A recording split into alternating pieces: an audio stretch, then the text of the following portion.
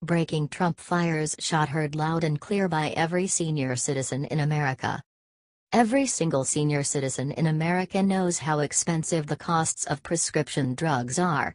Just as every single senior citizen knows the real tragedy in America is that people who have paid into system all their lives are asked to pay more when they finally try to redeem their already earned benefits.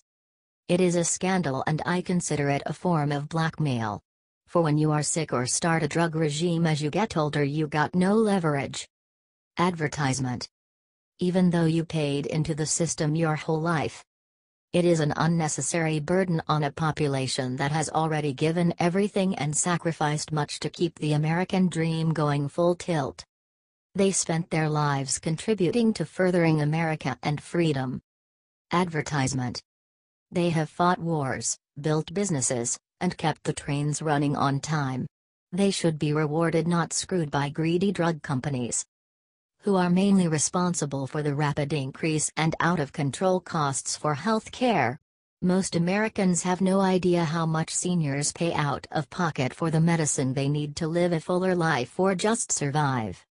It is a real scandal. Our medical system is the best in the world because we encourage innovation and profit. But it is also the most costly, and we need to find a better balance, as Trump often pointed out on the campaign trail. The costs of drugs are too high, plain and simple. When you consider what they cost, the same drugs, mind you, in Canada, one can only come to the conclusion that the drug companies are ripping off American citizens. Trump has played nice so far, but behind the scenes he has been battling hard for Americans. After the Obamacare repeal debacle by the GOP Congress, most thought Trump has given up on getting us a better deal on health care. Not a chance. Trump just tweeted. Now that Ken Frazier of Merck Pharma has resigned from President's Manufacturing Council, he will have more time to lower rip-off drug prices.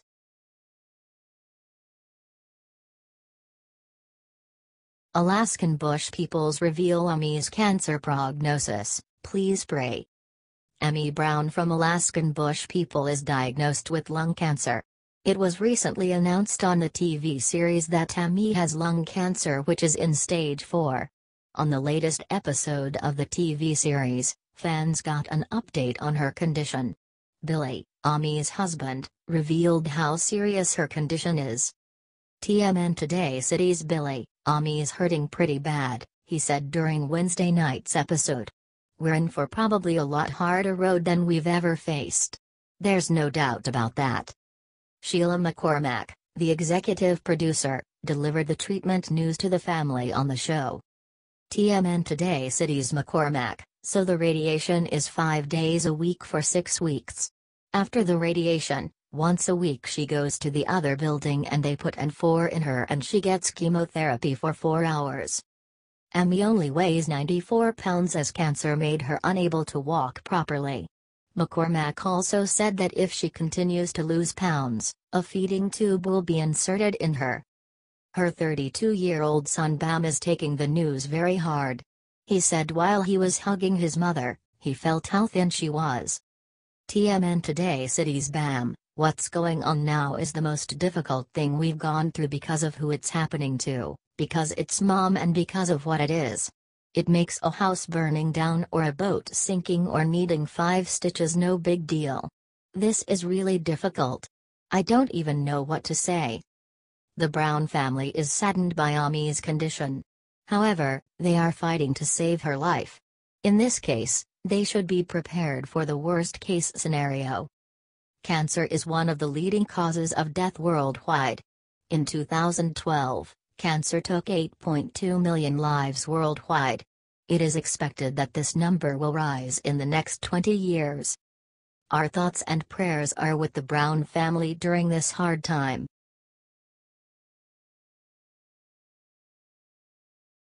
Japan sends surprise to U.S. fleet in massive show of support for President Trump.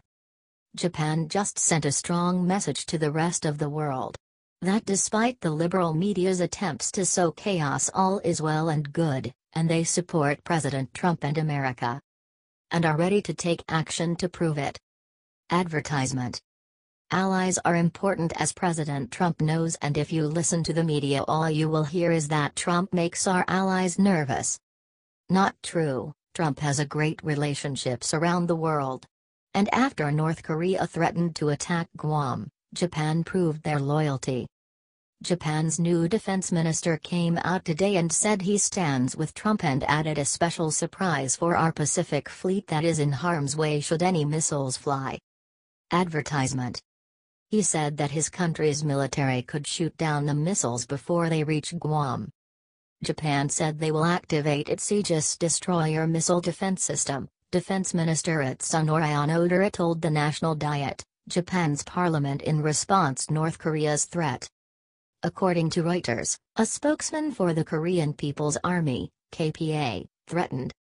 The KPA strategic force is now carefully examining the operational plan for making an enveloping fire at the areas around Guam with medium to long-range strategic ballistic rocket Hwasong-12 in order to contain the U.S. major military bases on Guam, including the Andersen Air Force Base. Japan responded by reminding the world that any attack against Guam is a threat and attack against Japan, and cited Japan's mutual defense agreement with America as just one of the reasons they will stand with America. Japan sits about 620 miles to the east of North Korea, and they have been watching the growing threat seriously. Most of the missiles North Korea tests land in the Sea of Japan, which, as they say, is too close for comfort. Sadly, Obama and Bush and the rest of the establishment sat on their hands and did nothing, so now Trump has to clean up the mess. It is a national disgrace what they have allowed to happen.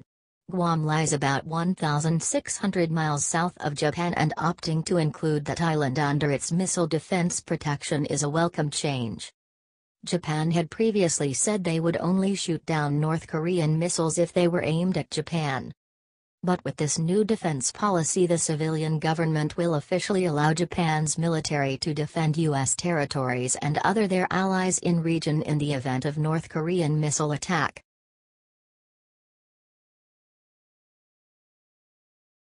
This is justice. Criminal illegal alien leeching welfare for 20 years gets deported to Mexico. If you ask the lying lefties about the immigrants, they will say that they are the most innocent people that ever lived on this planet. They will add how they are not violent and that they do not represent a threat to the American society. They will say anything different from Trump's opinion, all in order to make him look bad. That is why they attack the president about his decision to sign the travel ban. Well, the travel ban is actually the best thing that happened to this nation. Thanks to it, the real danger will no longer walk freely. Proud Patriots reports that a mother of 4 living in Ohio was deported to Mexico after a traffic stop exposed her for being illegal for nearly 20 years. According to reports by CBS News, 37-year-old Beatriz Morelos Casillas was arrested for driving without a license near Cleveland, Ohio. After the arrest, she was deported back to Nuevo Laredo, one of the most dangerous places in Mexico. Her husband, on the other hand, has a legal working visa.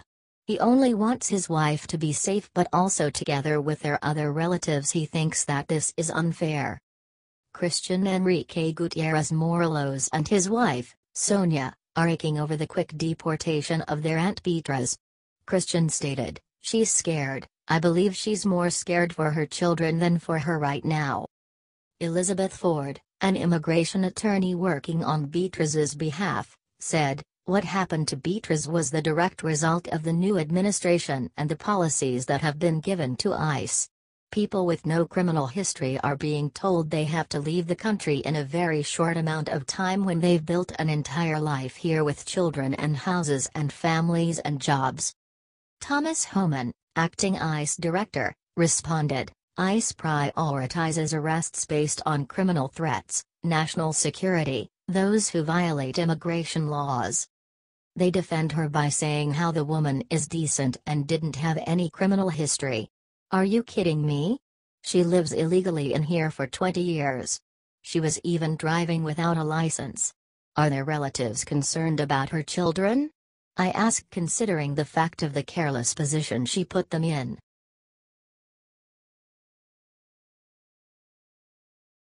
General Mattis issues new orders to military, liberals' jaws hit floor with loud thud. When President Trump appointed General Mattis to Secretary of Defense, he knew the man changed the way things work in America in regards to protecting this nation. The former Marine only has one concern in his life. He wants to make the U.S. military the biggest, most lethal group in the world. It's a good time to ruin the world's bad guys, and General Mattis is the person to do it. Advertisement. That means eliminating everything that is wasteful. The sensitivity training needs to go because it doesn't make the military stronger. Secretary of Defense James Mattis has ordered a full review of any military training not directly relevant to warfighting. Mattis will make sure there is a review of everything that was put into effect, especially under Leon Panetta and the Obama administration. It will likely all be gutted. Advertisement.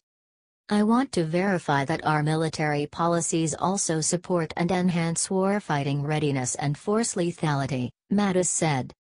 Mattis also asked for a review into what should be done about permanently non-deployable service members. For years the politicians have ruined the U.S. military. They wanted to make the military a social experiment. It's been horrible that they think it's appropriate to push political correctness and social policies that ruin the military ever seen on this planet. Our soldiers, airmen, Marines, and sailors don't need to be bothered with sensitivity training. They need to know how to take orders, operate their weapons, and win battles. They don't have time to entertain the stupid notions invented by liberals who never served their country. The U.S. military is not a democracy. Nor is it a place for political nonsense. It is the single force that preserves our country and our freedoms. The American military will be prosperous again. It's too bad this didn't happen sooner.